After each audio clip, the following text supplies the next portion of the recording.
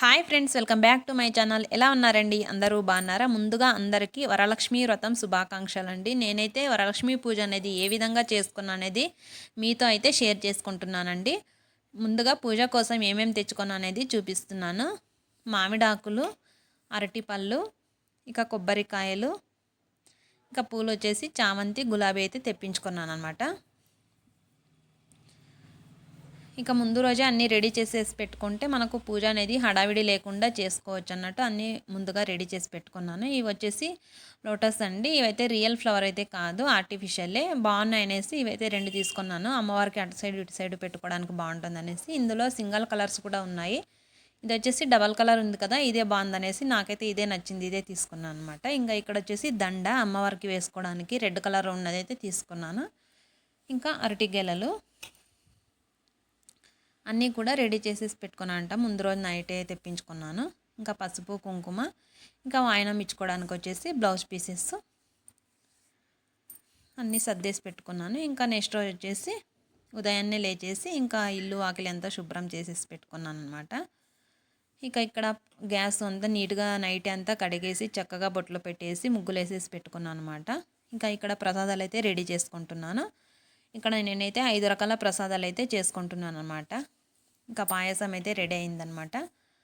ఇంకా దద్దోజనం చేసుకున్నాను. ఇక్కడ వచ్చేసి పచ్చి శనగలండి నానబెట్టేసి పెట్టుకున్నాను వాయనం ఇచ్చుకోవడానికి అనేసి. ఇంకా బెల్లం ముక్క వినాయకుడి దగ్గర పెట్టుకోవడానికి వచ్చేసి ఇక వడపప్పు, పాయసం, దద్దోజనము, వడలు, అలాగే చింతపండు పులిహోర. నేనైతే ఇంకా 5 రకాలైతే ప్రసాదాలు అయితే ప్రిపేర్ చేసి పెట్టుకున్నానండి. 9 రకాలు చేస్తాం అనుకున్నాను, కానీ వీలు అవ్వలేదనమాట. 5 రకాలు అయితే చేసుకున్నాను. ఇంకా ఇక్కడ వచ్చేసి పూజ కోసం అన్నీ రెడీ చేసుకుంటున్నాను. ఇంకా ముందు రోజే అన్నీ కడిగేసి నీట్గా సర్దేసి పెట్టుకున్నాం కదా, పూజ గదిలో అన్నీనా ఫొటోస్ అన్నీ చక్కగా కడిగేసి చక్కగా బొట్లు పెట్టేసి పీఠం కూడా అంతా కడిగేసి ముందు రోజే పెట్టేసుకున్నాను అనమాట. ఇంకా ఇప్పుడు వచ్చేసి చక్కగా పీఠానికి పసుపు రాసుకొని బియ్య పిండితో అష్టదళ పద్మం ముగ్గు అయితే వేసుకున్నాను. ఈ విధంగా ముగ్గు వేసుకొని చక్కగా బొట్లు పెట్టేసుకున్న తర్వాత ఇక్కడ అమ్మవారి ఫోటో పెట్టుకోవడానికి వచ్చేసి చక్కగా కొన్ని బియ్యం అయితే వేసేసుకుని ఇక్కడ అమ్మవారి ఫోటో అయితే పెట్టుకుంటున్నాను అనమాట. ముగ్గు అనేది బియ్య పిండితోనే వేయాలండి, ముగ్గు పిండితో అస్సలు వేయకూడదు అనమాట. ఇంకా ముందు రోజు అన్ని బొట్లు పెట్టేసి చక్కగా పెట్టుకున్నాను కదా, అందుకనేసి తొందరగా అవుతుందనమాట. ఇంకా ఇక్కడ వచ్చేసి కలశం పెట్టుకోవడానికి వచ్చేసి ఒక రాగి ప్లేట్ కానీ, ఇత్తడి ప్లేట్ కానీ, వెండి ప్లేట్ కానీ తీసుకోవాలి. నేనైతే ఇక్కడ రాగి ప్లేట్ అయితే తీసుకున్నాను. ఇందులో 3 దోశలు కానీ 5 దోశలు కానీ బియ్యం అయితే వేసుకోవాలన్నమాట. నేనైతే ఇక్కడ 5 దోశలు బియ్యం అయితే వేసుకుంటున్నాను. ప్లేట్కు నిండుగా వేసుకుంటున్నాను.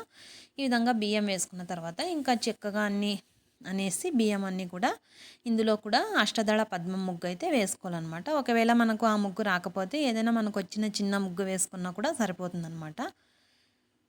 ఇంకా ఇక్కడ నేనైతే ముగ్గు అయితే వేసేసుకుంటున్నాను బియ్యంలో కూడా. ఈ విధంగా అన్నీ వేసుకున్న తర్వాత మనము కలశం అయితే రెడీ చేసుకోవాలన్నమాట అమ్మవారికి. ఇంకా ముగ్గు వేసుకోవడం అయితే అయిపోయిందనమాట. ఇంకా ఇప్పుడు కలశం అయితే రెడీ చేసుకుంటున్నాను.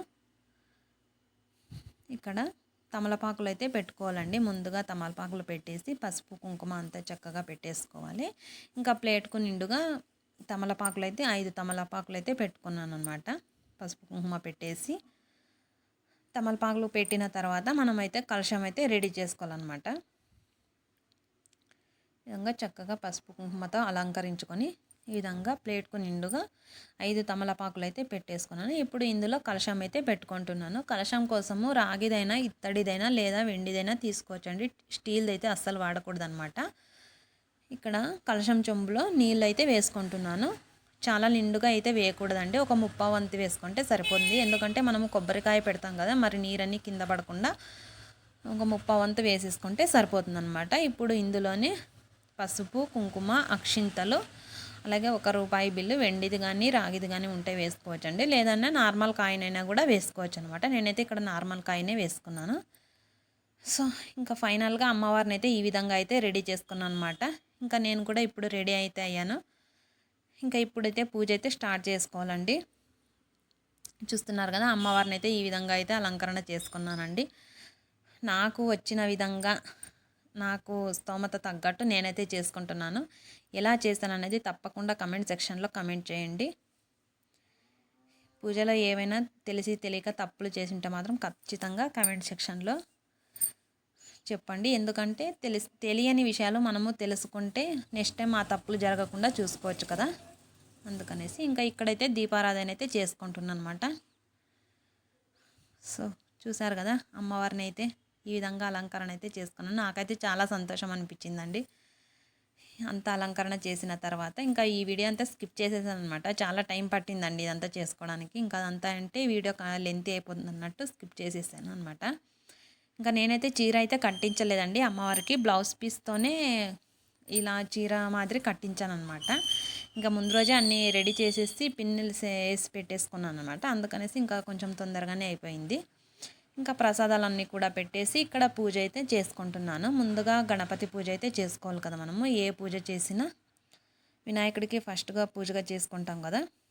ఇంకా పసుపు గణపతి అయితే చేసుకున్నాను అనమాట. ఇంకా ఇప్పుడు పూజ అయితే చేసుకుంటున్నాను.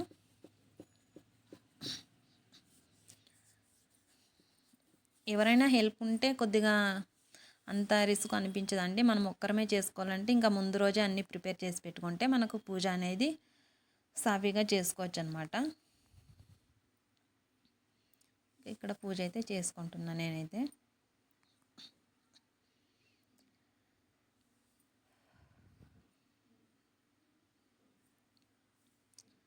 ఇంకా పూజ చేసుకున్న తర్వాత వినాయకునికి అష్టోత్తర నామం అయితే చదువుకోవాలండి ఇప్పుడు.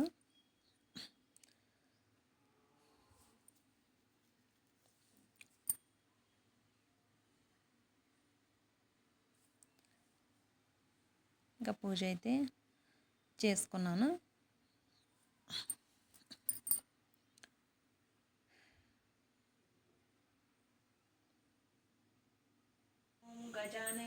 ఇప్పుడు గణపతి అష్టోత్తర నామం అయితే చదువుకుంటూ అక్షింతలతో అష్టోత్తర నామం అయితే చదువుకుంటున్నాను అనమాట. అష్టోత్తర నామం చదువుకున్న తర్వాత అమ్మవారికి అదంగ పూజ అయితే చేసుకుంటున్నామండి. ఒక పంచపాత్రలో వాటర్ తీసేసుకొని అమ్మవారికి అదంగ పూజ అయితే చేసుకుంటున్నాను అనమాట.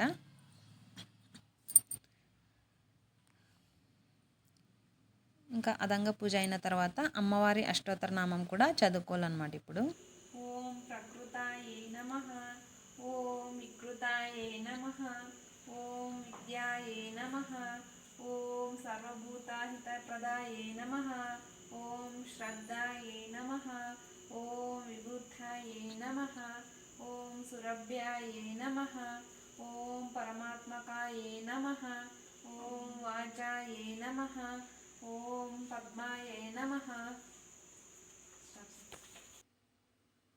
అమ్మవారి అష్టోత్తర నామం కూడా చదువుకున్న తర్వాత ఇప్పుడు కొబ్బరికాయ అయితే కొట్టేసుకుంటున్నాను. పూజ అయితే చాలా చక్కగా జరిగిందండి. నాకైతే చాలా సంతోషం అనిపించింది అనమాట. మరీ గ్రాండ్గా అయితే చేయలేదు కానీ నాకు ఉన్నంతలో నాకు తెలిసినంతలో నేనైతే చేసుకున్నాను అనమాట. ఇక కొబ్బరికాయ కూడా కొట్టేసుకొని ఇంకా హారతి ఇచ్చేసుకుంటే మనము ఇంకా పూజ అనేది కంప్లీట్ అవుతుంది అనమాట. ఇంకా కొబ్బరికాయ కూడా కొట్టేసుకున్నాను. చక్కగా బొట్లు కూడా పెట్టేసుకొని ఇంకా అమ్మవారికి హారతి అయితే ఇచ్చుకోవాలన్నమాట.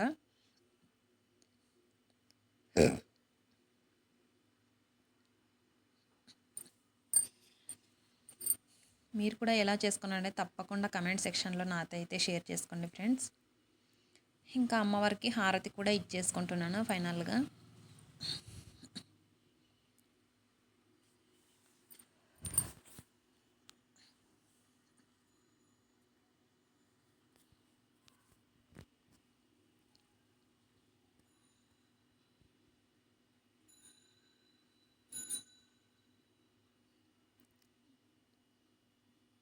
ఇంకా హారతి అయితే ఇచ్చేసి ఇంకా పూజ అయితే కంప్లీట్ అవుతుందన్నమాట. హారతి ఇచ్చేసుకుంటే ఇంకా హారతి కూడా మీరు కూడా తీసేసుకోండి. ఇంకా హారతి కూడా ఇచ్చేసుకున్నాను. సో ఫైనల్గా ఇదండి నేను చేసుకున్న వరలక్ష్మి పూజ, మా ఇంటి వరలక్ష్మి పూజ అనేది. నా వీడియో నచ్చినట్టయితే లైక్ చేయండి, షేర్ చేయండి, సబ్స్క్రైబ్ చేసుకోండి.